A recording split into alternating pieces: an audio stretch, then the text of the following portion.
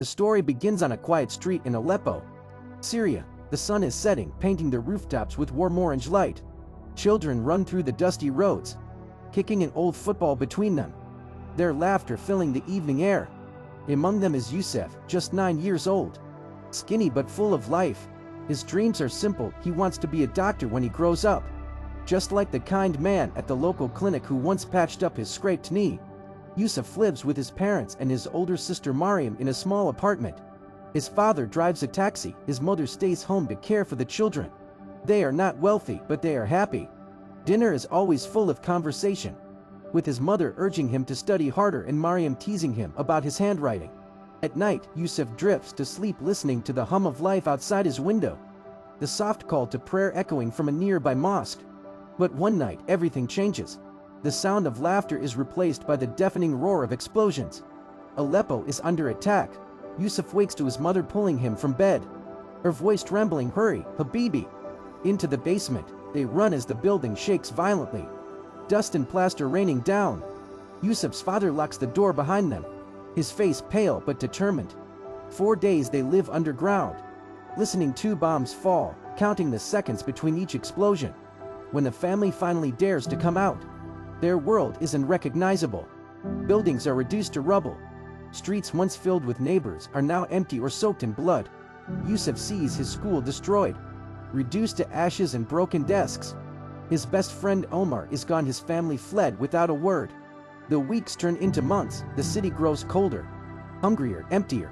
And then, the tragedy that will never leave Youssef. One evening, as his family sits together, another air raid begins. The ceiling collapses amid the chaos. Mariam is crushed beneath the rubble. She is only 12. Youssef remembers her last smile, the scarf she had been folding still clutched in her hands. His mother screams until her voice breaks. His father holds his head in his hands, whispering, "God forgive us." The family moves into a crowded shelter. Food is scarce, water scarcer. His mother carries Mariam's scarf everywhere, as though it holds her daughter's spirit. His father grows thin, his taxi long destroyed. One night, his father looks at him with red, weary eyes. "Youssef," he says softly, "you cannot stay here. You will not survive. Your uncle will take you. You must go to Europe. One day, we will follow." Youssef doesn't want to leave. He clings to his mother, but she presses Mariam's scarf into his hands. "Take this," she whispers, "and remember us." The next morning, he is placed in the back of a truck filled with strangers. As the truck rumbles away, Youssef presses his face against the window, watching Aleppo disappear. His mother's face, his father's voice, his sister's scarf, they are all he carries. The journey is brutal. In the desert, the sun burns their skin, and the nights freeze their bones. Youssef walks until his feet bleed. He sees men collapse, unable to go on. Children cry from thirst. Once, a woman shares her last piece of bread with him. Under the stars, Youssef whispers prayers into the dark, clutching Mariam's scarf to his chest. At a checkpoint, soldiers stop them. They shout, demand bribes. Youssef hides beneath sacks of grain in the back of a truck. His uncle tells him, "Don't breathe too loud." For hours he lies still, heart pounding, until at last they cross the border into Turkey. There, they find a refugee camp. The camp is loud, overcrowded, the smell of sewage heavy in the air. But here, Youssef meets Karim, a boy his age who lost both parents in the war. They become fast friends. They play football with a crushed plastic bottle, laughing like children again, if only for a moment. Yet Youssef's uncle knows they cannot stay forever. One night, he whispers, "Tomorrow, we leave for Greece." The smugglers pack dozens of people into a small, overcrowded boat. The waves are merciless. The sky dart, mothers scream, children sob. Youssef remembers his mother's lullabies, trying to drown out the panic. A woman clutches her baby, praying to God to spare them. Hours feel like years, but somehow, the boat makes it. They land on a beach in Greece. Collapsing in the sand, Youssef kisses the scarf and whispers, "We made it, Mariam." From Greece, the journey continues. Buses, trains, endless walking, cold, hunger, exhaustion. Youssef feels his body breaking, but he keeps moving. His uncle tells him, "Just one more step, just one more day." And finally, after weeks of struggle, Youssef arrives in Sweden. The air is icy, his breath visible in the snow. He has never seen snow before. At the asylum center, volunteers give him blankets, food, and most precious of all, books. Slowly, he begins to heal. He studies Swedish. He learns, he reads, he remembers his dream. At night, he still cries for his mother, his father, Mariam, but in his heart, a small fire burns, the fire of hope. Years pass, Youssef grows into a teenager. Tall, serious, determined, he studies harder than anyone. Driven by the memory of his sister, he dreams of one day standing in a hospital, saving lives. His scars remain, but they are also his strength. And so, Youssef's story continues, not just of a boy who fled, but of a child who carried the weight of war and still chose to live. His journey is a reminder, even in the darkest nights, hope can guide us to a new dawn. The snow in Sweden fell like nothing Youssef had ever seen before. He had grown up in the dry, dusty air of Aleppo. Now, flakes of white danced through the sky, melting on his cheeks. At first, it felt like a miracle, but very quickly, the cold sank deep into his bones, reminding him that even here, survival was not simple. Life in the asylum center was far from easy. Dozens of children crammed into small rooms, speaking different languages, carrying invisible wounds. Some cried themselves to sleep every night. Some grew angry and fought with each other.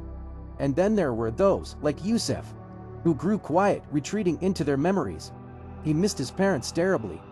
Every night before bed, he unfolded Mariam's scarf and pressed it against his face. It smelled faintly of home, though each day the scent faded. "Don't forget us," his mother had said, and he never did. At school, Youssef struggled. He couldn't understand a word the teacher said. The letters looked strange, the sounds foreign.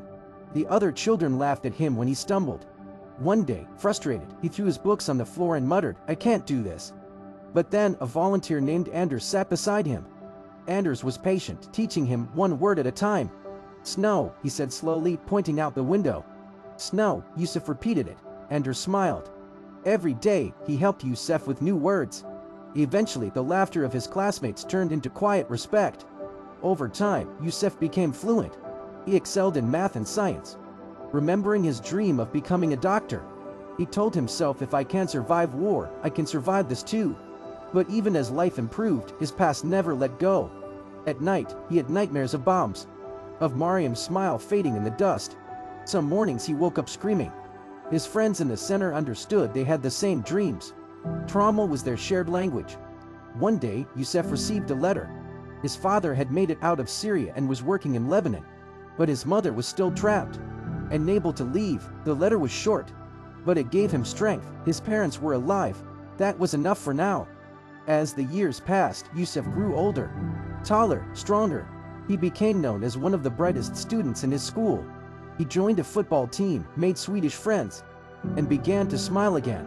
But deep inside, his purpose remained unshaken. He would become a doctor, not just for himself, but for Mariam, for his parents, for the countless children who hadn't survived.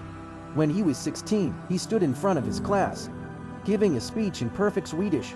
He spoke about his journey, the bombs, the desert, the sea. His classmates listened in silence, some with tears in their eyes. When he finished, the room erupted in applause. For the first time, Youssef felt he belonged.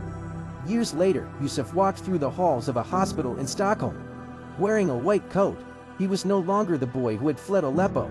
He was a young man on his way to becoming the doctor he had once dreamed of. His hands trembled the first time he held his stethoscope, but his heart was steady.